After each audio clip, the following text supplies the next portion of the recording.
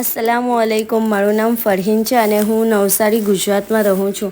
ફરહીન અને મોહમ્મદના ચાચા ચાચી યુકેથી આવ્યા તો તેમનું સ્વાગત કરવા માટે કેક કાપ્યો અને પછી આખા પરિવારે સાથે બેસીને નીરો પીધો અને પછી હું અને મારી દેવરાની અને મારા હસબન્ડ ડ્રેસની દુકાન છે તો ત્યાં અમે લેવા જઈ રહ્યા હતા।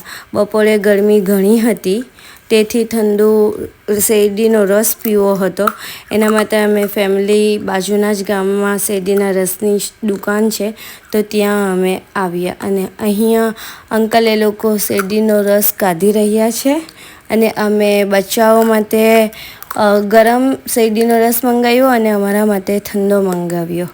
તો મોહમ્મદ અને ફરીહા અને હયાત શેરડીના રસની મજા લઈ રહ્યા છે।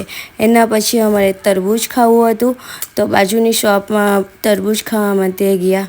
અમે થાક્યા થવેલા ઘરે પાછા નીકળી ગયા।